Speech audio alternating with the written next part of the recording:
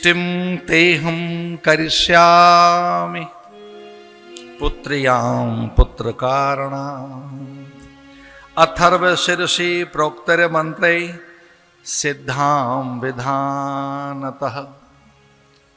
अरे राजन, आपके गुरुदेव परमात्मा स्वरूप है। अरे राजन, आपके गुरुदेव मेरा आदर करने के लिए मेरे पास आपको ले आए। हे राजा दशरथ, विश्वामित्र, वामदेव जाबाल, कात्यायन और ये अगस्त इत्यादि से भी कहीं श्रेष्ठ कोई ऋषि हैं तो उनका नाम है वशिष्ठ। वशिष्ठ स्वयं परमात्मा स्वरूप है। वशिष्ठ के संकल्प मात्र से अनेक सृष्टियों की रचना हो सकती है। पुत्र की बात करते हो आप पुत्रेष्टि यज्ञ के लिए मेरे पास आए। आपके गुरु मेरे पास ले आए आपको। इनके संकल्प से अनेक सृष्टियों का निर्माण हो सकता है। केवल पुत्र नहीं, अनेक देव प्रकट हो सकते हैं, ये अनेक लोक प्रकट कर सकते हैं। लेकिन ये मंत्रों का आदर करने के लिए मेरे पास आए, जिससे कि मंत्र की सिद्धि हो। यज्ञ करें लोग, और हम आपसे भी प्रार्थना कर रहे थे यज्ञ करिए। यज्ञ हुआ विष्णु, ये यज्ञ की महिमा है। घर में यज्ञ किया करो। प्रतिदिन अग्निहोत्र न कर सको तो सप्ताह में ना हो तो पाक्षिक अथवा मासिक घर में आचार्य ब्राह्मणों को बुलाइए, अग्निहोत्र ब्राह्मणों को, अपने कुल देवता कुल पुरोहित को बुलाइए, ब्राह्मणों को बुलाइए, आचार्यों को बुलाइए, और भैया होम कराइए। घर में होम करने से देवता प्रसन्न होते हैं, देवता ऋणी हो जाते हैं। अग्नि में स्वाहा से अग्नि का मुख खुलेगा और देव ऋणी हो जाते हैं। देवताओं के पास जो कुछ है वो आपको दे देंगे। यज्ञ से स्वर्ग का सुख धरती पर उतर आता है। इसे फिर से सुनो, ध्यान से सुनो। यज्ञ से स्वर्ग का सुख धरती पर उतरने लगता है, धरती पर स्वर्ग बनने लगता है। यज्ञ मात्र से यज्ञ हुआ विष्णु। इसलिए अच्छे ब्राह्मण आचार्यों को घर में बुलाकर होम कराना चाहिए, हवन कराना चाहिए। इष्टिम तेहं करिष्यामि। मैं अथर्व मंत्रों के माध्यम से, हे राजन, आपके गुरुदेव की आज्ञा हो गई है। इन्हीं के सानिध्य में जब तक ये नहीं रहेंगे यज्ञ फलीभूत नहीं होगा। पुत्र्यां पुत्रिकारणाम् अथर्व शीर्षि प्रोक्तैर् मंत्रैः सिद्धां विधानतः। विधानतः माने विधान पूर्वक। अब वो चुरु साकल्य क्या होता ऋत्विज मंत्र और साकल्य अथवा तो समिधा, यज्ञ की भूमि का चयन हो, यज्ञ वेदिका कैसे बने, विधानतः विधि पूर्वक ये हम करेंगे। यज्ञ हुआ, देखिए यज्ञ से पूर्व एक विधि बताई गई, मंत्र दिया गया, दीक्षा दी गई वशिष्ठ के द्वारा। 1 वर्ष की दीक्षा में 1 वर्ष पर्यंत राजा दशरथ, कैकेयी, सुमित्रा और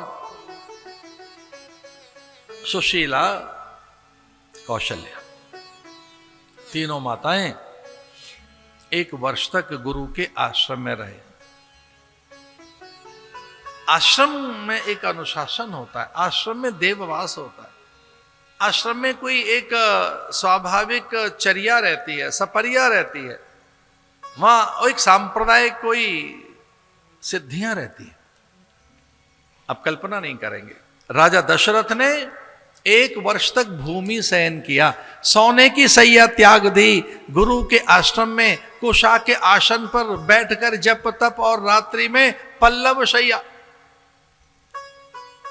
ये राम जी ऐसे आ गए क्या? पल्लव शैया जानते हो क्या है? पल्लवों का बिछौना, पत्तियों का बिछौना, नरम नरम कोमल पत्तियां बिछाई जाती, उन पे दशरथ और रानियां। और जो आश्रम में आहार होता था वही आहार, फलाहार, कंदमूल, शाक फल, त्रिकाल संध्या।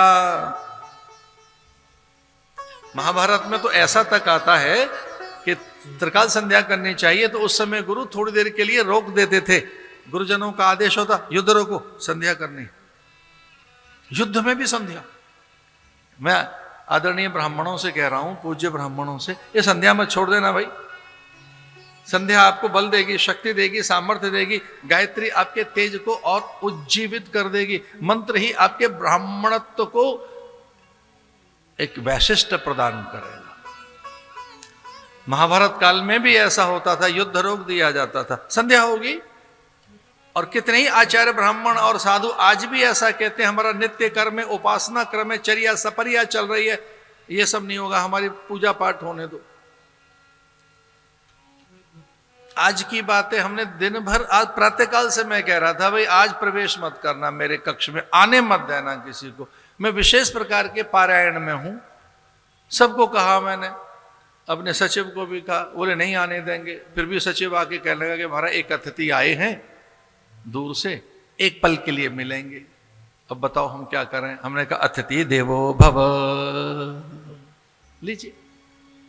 संध्या नहीं चल रही, क्रम नहीं चल रहा है, उपासना नहीं चल रही है, अरे पारायण ही तो चल रहा है, ले आओ भैया। अतिथि भी प्रसन्न होकर गए, हमें भी संतोष रहा। हम ना कह देते तो हमारी भी व्रत टूटता, चूंकि साधु ना नहीं कह सकता, ये साधु का व्रत है। अब व्रत निभाएं, पारायण करें, अपनी प्रतिज्ञा में रहें, स्वभाव में रहें, क्या करें। आज ही की तो घटना है, अतिथि प्रसन्न होकर चले गए। हमने कहा ना नहीं कहेंगे, पर हां इसका अर्थ है क्रम मत छोड़ना, पूजा मत छोड़ना, उपासना नहीं। ब्राह्मण को तो ये प्रतिदिन करना ही चाहिए, रुग्ण अवस्था में भी है। अगर आप रोग शैया पर हो तब भी 24 गायत्री से कम नहीं होनी चाहिए।